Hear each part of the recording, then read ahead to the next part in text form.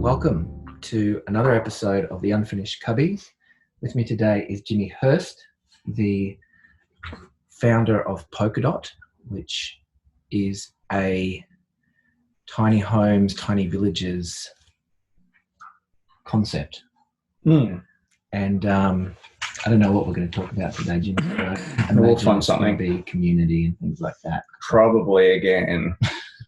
Yeah. So, and with us today is also Dexter. Do you want to say hello, Dexter? Not right now. You did. There we Yeah. go. Thanks. He's pretty good. And also Flower the dog. She may or may not make an appearance. She's like there. If you can just do a 360 degree, she's there.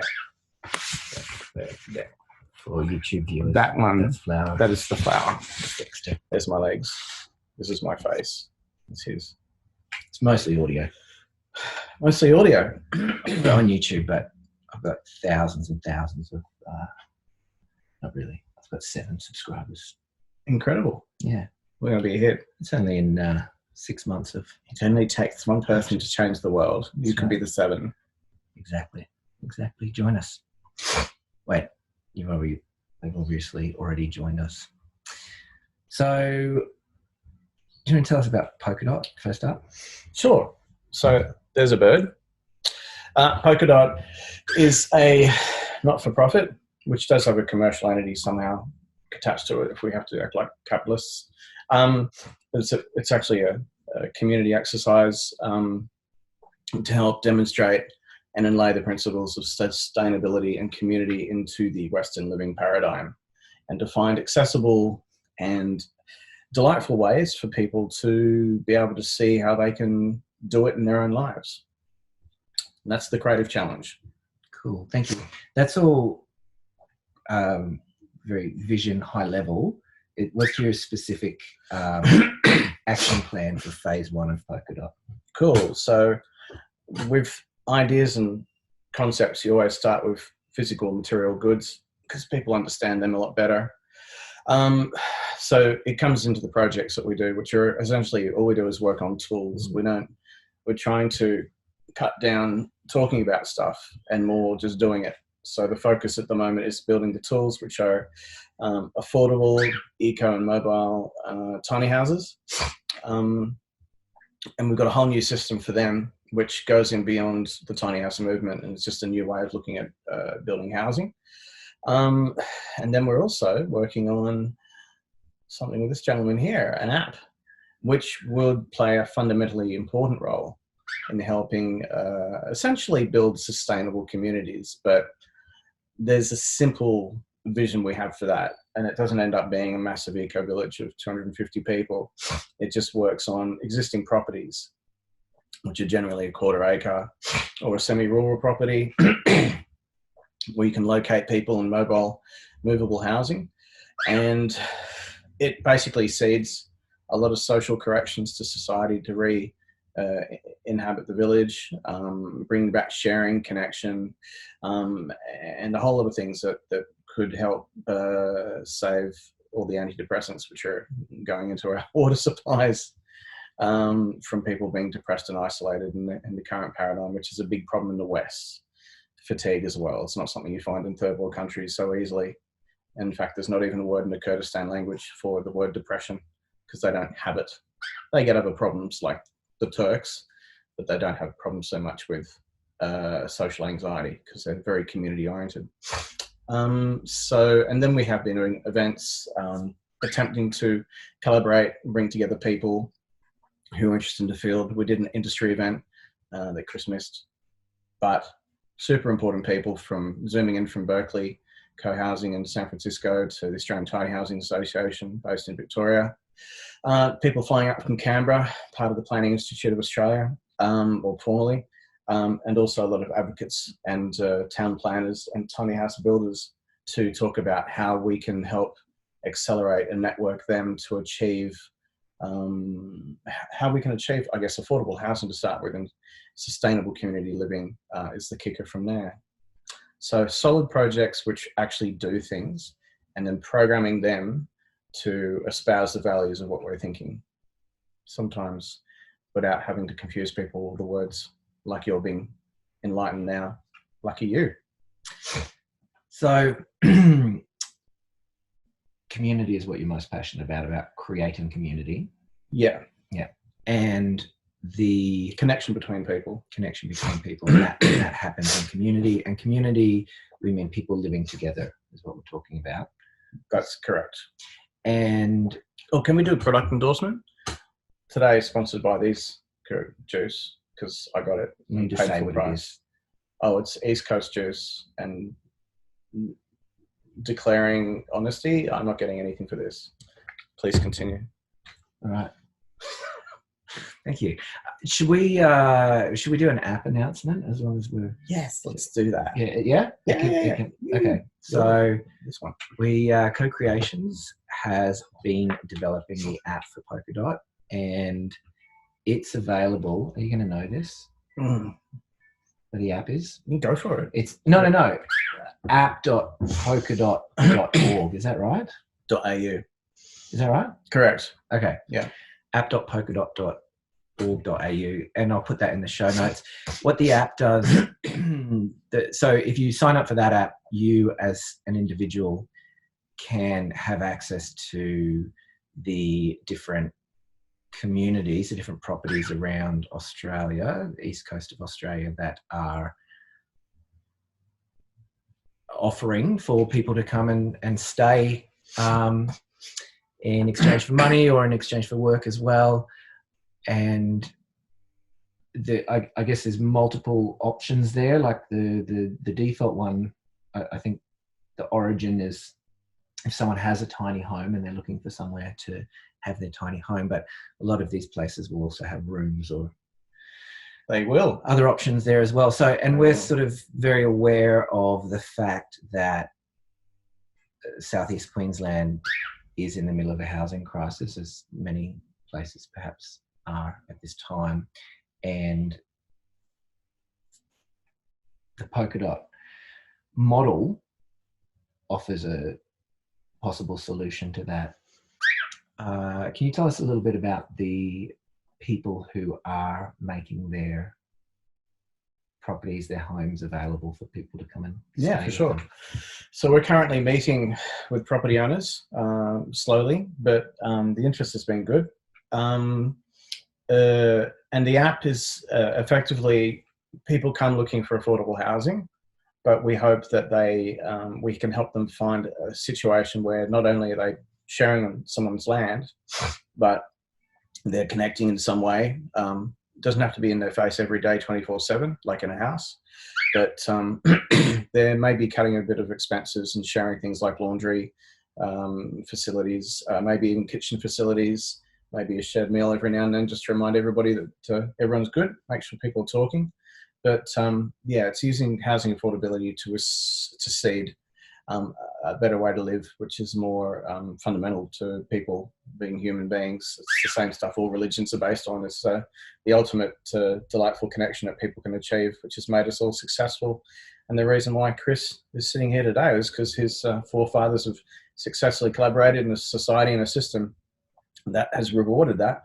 But also his head gets rewarded because when he does a good job, he feels good about it. And that's what it is to be human. Our society's gone a little bit beyond that sometimes and lost that sense of heartfelt connection. In the same way you might get road rage with someone who's got a perfectly lovely family, probably not so fast on the wheel or the pedal. I experience it all the time, but everyone's got a mum and dad and all delightful people out there. But I think a lot of people lost that in the Western world, lost that connection. So it's actually about seeding that sort of thing, which saves a lot more money than just getting an affordable house. And that's the bigger story. Now, your question again was? We're talking about... I was asking about the people who are making their homes available, but I do have another question that's arisen now, but I'll let you answer the first one first. Okay, that's decent. So the sort of people that we're currently talking to are people who are aware of all the things that we're talking about in the video. So it's really just a matter of enabling them to do their dream or their vision. A number of people, more than you think, would actually not mind sharing their properties. And they also would like to, they can get a little bit more money for it, which also helps pay for land taxes. But also, in the way that Kris and Co-Creations are building this app, is that instead of just paying money, some people may not be rich in money, but might be rich as social capital, or they might be having skills where they can do organic gardening, or they could help out with property maintenance, or they can do babysitting or pet sitting or cockatiel sitting. Just saying. So I know situations already with people that we're talking to who actually, one lady with 2 kids provides discount accommodation for a senior-aged lady in our area in return for babysitting her kids. Because being a parent, of course, if you're a parent, you know it's a lot of work. So imagine if you had a few people around you that you could trust like family, maybe even better than family because there's less baggage and less history. And they could help provide that support so you can get on with working and living your life instead of being tied to munchkins 24/7. And there are a lot of, our community is so disconnected, but there are plenty of elderly people living in retirement villages and nursing homes thinking they're living the life. But they have no sense of value and purpose, and they get depressed. We used to live in villages. Feudal Europe is where most of us probably have come from, but also we're also needing to realize the Indigenous and First Nations people who live this all the time. Anybody not in the Western world is living this thing where the village raises a child. And it's a common term bandied around, but not really applied in our society. So we're seeing a really good opportunity to see using existing properties with boundaries that they have to have just small little, some people call them eco-hamlets or co-housing estates. But even so, people can own their housing instead of just paying rent all the time and making other people richer who don't need to be rich, but spend more money on their own lives and their children. An affordable situation to be arrived at, but also it's socially really healthy. And it's the way most people live in non-developed countries. And the reason why, again, they don't have the same social problems that we do, like addiction and disconnection and isolation and depression. That's rife in the Western world. This is the way we live. So I want to dig into that a little bit, or I've got some questions about that. But before I do, I wanted to ask you, have you watched the Unfinished Cubby interview with Jason Hilder on building successful intentional communities? I haven't, but I'm aware. That. That was a given. But I'm aware of Jason's work. So he's pretty much, all of us are working along the same lines. We've all got the same ideas and we've got our own little processes of doing it. But Jason's vision is very, very much the same as ours. It's a shared vision with many people. It's common sense, actually, if you think about it. And he's got some good answers to what I'm about to ask you, but I'm interested to hear your thoughts, because we, as Western people living in a Western society, are used to nuclear families and being a bit more insular and dealing with depression and that's a mistake. We've now seen that's a mistake. So, though, I would, say that a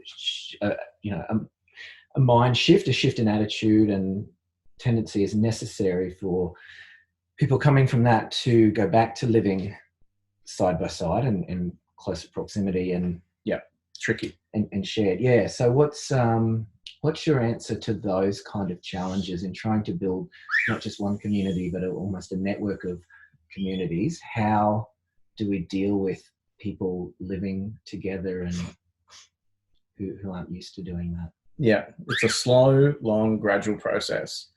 I guess the thing that we talk about at Polkadot, which is a loose collection of probably 50 people doing all sorts of different things which pertain to sustainability in some sort of way, is that we talk about the whole time being, we can talk about this forever, but actually doing it is the way that people will best see how these concepts can work. And that means that we're also failing forward ourselves and applying it to our own lives. In many ways, Polkadot is already a community demonstrative of a very low ego, almost no ego group of people that coming together for common good and what they believe in, actually doing it.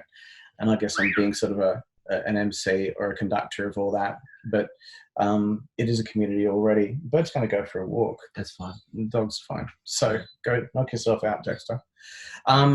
So the way to do this, we feel, I call them mobile eco parks. If people are interested in looking this up, you can go to the Open Noosa website, opennusa.org, and then you can look for /mobile eco parks. Again, opennusa.org/mobile eco parks. It's all written down there, but to explain it in a nutshell, is providing greatest accessibility, simplicity, affordability, envisaging through things like the app that Co-Creations and Kris is building, is that if we just realize the spare space around people's yards, it could be a very easy kicker, like Airbnb transformed the accommodation industry. This could transform the fact that people living in microhousing, like tiny houses, but more so caravans and vans, camping, and even if you've got spare rooms in a house, that's also up for grabs too, is that unlocking all this potential land where people haven't really thought they can use to live, and doing it within the regulations, being mindful of town plans and also building codes as well.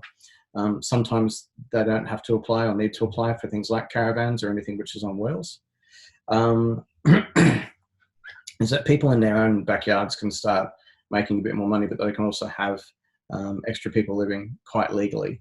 And the challenge is we can tell people a lot what they can do, and it's peculiar pertaining to regions, and their regulations and their town plans are all different. And we're trying to standardize that nationally across Australia for the advocacy groups. But it's legal to have, up to 20 rooms, like extensions. We have mansions, so there's nothing stopping any property from having extra rooms built to code on their property, and therefore having more people living in them, and then they can tenant it as well. People can sort of go for gold. So it's unlocking all that and guiding people through it. And in the end, you end up with a more efficient way for people for living, because they can share the laundry. They don't really need a laundry each. That's where the money savings are. Dexter? Cat and the bird are meeting each other. Okay, so that's all very good, and this is very possible and doable. But I didn't actually hear an answer to my question as to people living together and dealing with the challenges of that, conflict resolution and such. Is that something within the scope of what Polkadot is looking to address? Yes, it's a very tricky area, and a lot of people do front door approaches, like nonviolent communication and sociocracy and sitting around and talking about things and stuff like that. And it gets really complicated. The Northern Europeans do it a little bit better, because in their culture, their westernized culture, they still have a sense of solidarity between each other, and they do look out for each other and after each other. They've got the intelligence and the culture and the climate which induces that. Not so much in other places like, say, the USA, where you've got a very egoistic, individualistic culture, and it's a lot harder for people who are egoistic or individualistic to actually live in community, because they're not used to making compromises. They just walk around like they're all islands. How do people learn to adjust that? We think, well, I'll speak on my behalf, but I think it's a long, slow process where festivals and music events like Woodford, the Blues Festival, where Westerners do come together in a very euphoric state. Burning Man is probably a really good example, for at least a week. And it is proven that Westerners can actually live together and live in community and collaborate and work with each other. But you extend it beyond a week, it then can turn into conflicts and arguments. So we think of this as being a very fluid and flexible model, where landowners don't feel locked in, and tenants, again, looking for security of tenure is a pretty tricky thing, and a very expensive thing to do as well. But in my experience, if you see accommodation differently like I do, and live it, it can be a lot more affordable if you're not precious about necessarily a particular geographic location. You can save yourself literally millions of dollars in accommodation. So the way that people can come and go spontaneously and easy using an app from property to property, there's no hard and fast rule. It's just if people get along. And we believe that people should shift and churn from property to property until they find their tribe. So ultimately, we are actually getting towards people feeling a security of tenure in terms of, more importantly, finding a sense of community.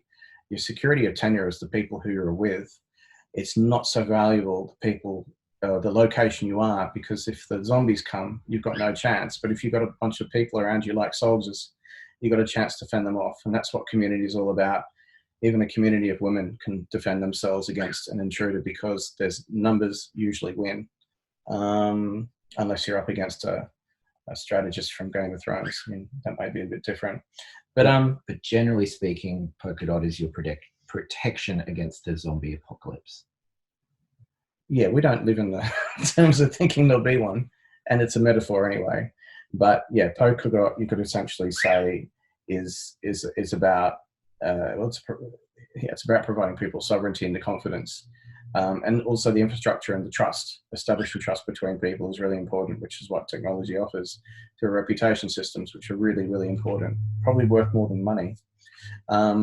Is that with these new governances that have appeared in cryptocurrency and blockchain worlds and computers and data handling, and the need being people need affordable housing, these things are coming together in a lovely, perfect wave, we hope, to reduce people to really think about how they live, and if they really have to have the 2-bedroom fortress in amongst a suburb of strangers that they don't really ever talk to, if they'd be happy to shift their thought to maybe living in a movable dwelling where they might end up actually in a much better quality of life and saving a lot more money by just sharing properties with people who actually would like to have good company and community to help them as well.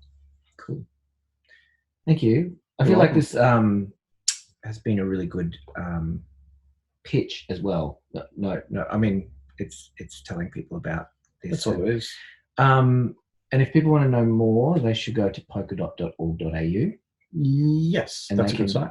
Reach out and make contact with other questions. They can contact us on any page. Yeah. Cool. Is there anything that you want to add? Or delve into further too? I'd like to talk about the conflict stuff, because that's a lot of people can see hang up with that, and sometimes, again, us demonstrating it, which is what we're getting to, is going to make it a lot easier when people can see it working in action. And like I said, our community of people working on this are already living that already, and I love the fact that we have such a good crew of people that are growing as well, who really just sit down and talk things through. And it's not about being right; it's about being what's the best idea we can go with. So it's very consensual. It's a real active democracy. So yeah, when it comes to conflict resolution, a lot of people have the theories about how to get people talking about things, and that's really, really nice. But I like to think in terms of the mainstream, and I also like to think in terms of me. And I have what I call dumb brain, no judgment, but I, like any person, I want to be easy living, as lazy as possible, and not have to go through so much complicity, like read the rules and regulations. This is a common mistake a lot of intentional communities make, is that they get carried away with rules and regulations. At the end of the day, it just becomes another form of control, passive aggressive. It's almost gaslighting, and it actually sets up a far worse society than the one that often these people are sort of running from. So we're not trying to run away from the society. We're trying to augment a rather disconnected society into having more community features, which are really normal to people living in third world countries. We've been to Kenya, done some work with an orphanage, and then it's highly documented in reports from South Pacific Islanders, anybody who's in a non-Western culture, the Islamic culture, Iran, Iraq, have amazing, Iran and Iraq doing exactly what we're talking about. All right. So they're doing something right in spite of all this prejudice from the media. Kabuls that you're talking about? Is that the Kurds? A Kabul when you lived together in those little villages? Oh, kibbutz. A kibbutz, that's what I'm thinking of. So I have met people who live in the Jewish kibbutzes, which are communes in a Jewish context. So it's the same thing. Jews left Israel, went to Russia. They learned about communalism, and came back and started kibbutzes. And they've sort of worked, but we say sort of. I mean, I've traveled around the world, and I've probably visited some of the best eco-villages in the world because I wanted to do the research. Over 15 years, Findhorn Eco-Village in Scotland, Kris in Denmark, Tamara Living Healing Biotope in Portugal. I've talked to people who lived at Dancing Rabbit. I think it's Twin Oaks that the ic.org website comes from, which is an intentional community with a rather complicated and interesting caste caste system. And they just get a little bit crazy. Some of them are pretty cool. The Hutterites, I think they make French fries from McDonald's. They're a group of people from Switzerland, and they've settled in America and embraced all the opportunity American culture offers. And they kind of work. So I think they'd make leather shoes as well. But when they go too hardcore, trying to be like everyone's equal and like no one's equal, everyone's different. Your community is great when it's diverse. But yeah, like I've visited so many communities, and we've got even our own local ones that we all are very well aware of. We're based on the Sunshine Coast, so there's a few around here in the hinterland. And for me, they're really delightful experiments and living experiments, which show the limitations as to what an eco-village can achieve in our culture, in the Australian sort of westernized culture. And there definitely are limitations. And sometimes they can be quite unpleasant. They become cults of control, or large cults of control, where cult leaders fight constantly for control of the overall village, and it just becomes unpleasant, and it becomes an abuse of the human condition and just an abuse overall. I mean, if you want to live in some intentional communities, I think living in North Korea would probably be slightly more pleasant at times from the stories I've heard. But some of them work, some of them don't. It comes down to intention, intelligent understanding of what the village is all about.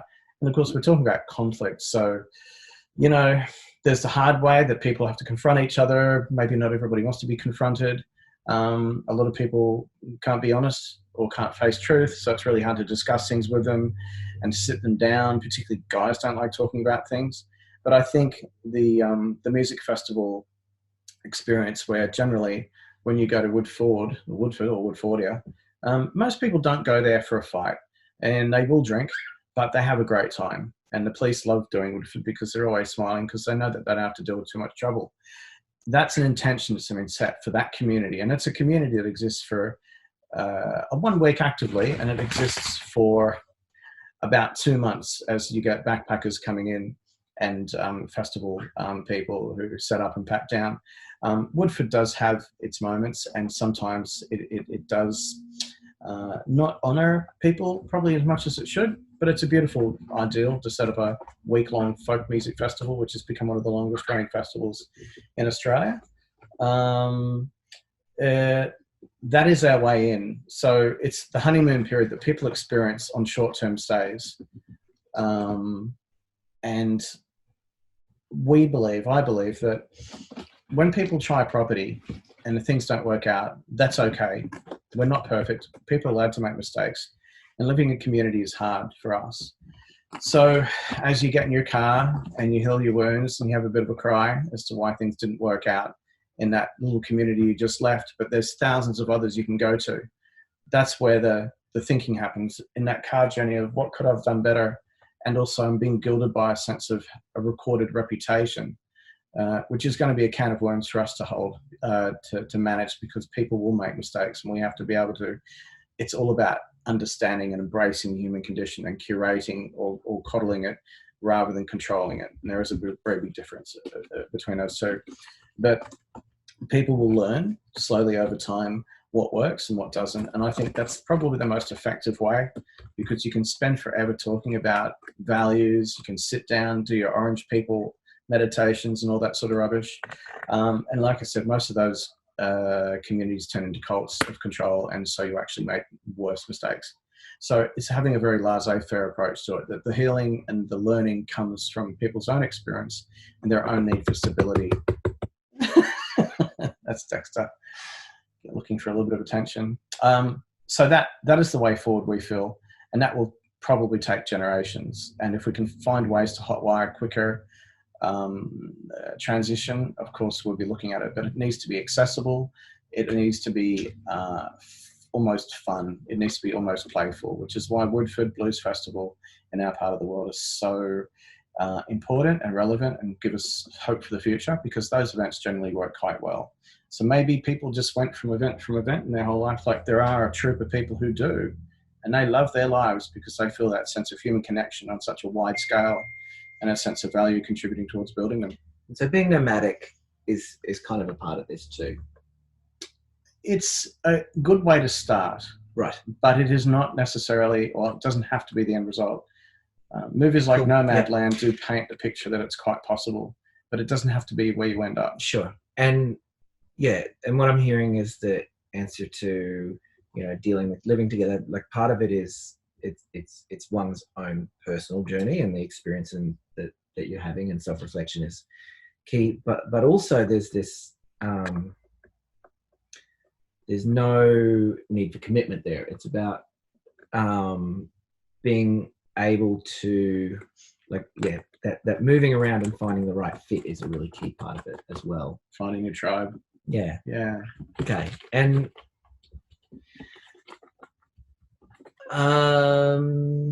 it's also built in the terms of nature, how nature works. Nature is a constantly changing thing. Trees and plants are growing, and strangler figs are coming in and growing over a tree. It's constant adaptation. The tree doesn't go, this is my patch of land and no one else can live in it. It's an ecosystem of bugs, birds, and seeds and weeds.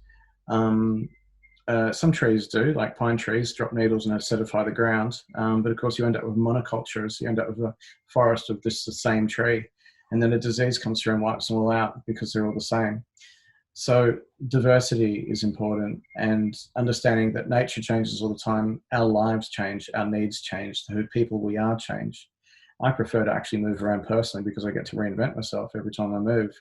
And I get to learn what makes me become a better person or even a better tenant. And you get better all the time. But that's not everybody's choice. But I'll tell you what, it does make a big difference, and it expands your experience of life, which is what life is all about. But a lot of people like to tie everything down. And that's kind of like, it's expensive as well. I always loved that about traveling. I did a lot of travel in my 20s, and for learning about who I was, I have to do this. All right. I was going to film the two of them looking at each other there too. But yeah, when you travel around a lot, when you put yourself in a lot of different situations and circumstances, it's a really good way to learn who you are, because the thing that is constant when you're in lots of different places and lots of different situations, so the thing that is constant, that's who you are. And you're doing that a little bit in your own life. Yeah, I always change. Good on you. Change a bit, even though I'm, somewhat settled down in this particular phase. Yeah.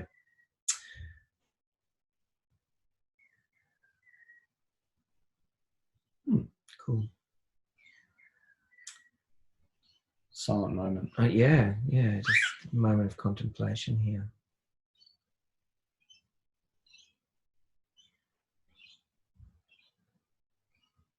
I don't know what goes on for the dog. I don't know if it's curiosity or if she wants to eat that bird. A bit of everything. Yeah. But more curiosity and something to look at. It's different. Variety is a spice of life. Very true. So, do you want to say more? Oh, I could talk forever. I know that. Yeah. Are you happy with what you've said? And yeah? Yeah, I am. Yeah. Cool. I know that I'll talk to you again in the future too, and we can record a conversation in the future again as well. But for our 7 subscribers. Yeah. It could be up to 8 or 9 by the time someone else is listening to this. Cool. Okay. Well, thanks for coming and talking with me. Very welcome. Thank you for reminding me. Yeah. And taking an interest. I'll talk to you again soon, and I'll put the links in the show notes so people can find out more if they want to, and check out the app. And yeah, we'll leave it at that.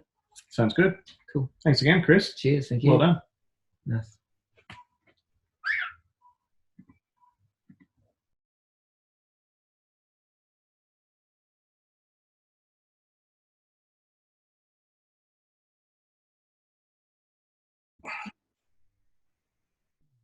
All right. So that's pretty good. Are you comfortable? Yeah. All right. All right. I think we can get straight into it.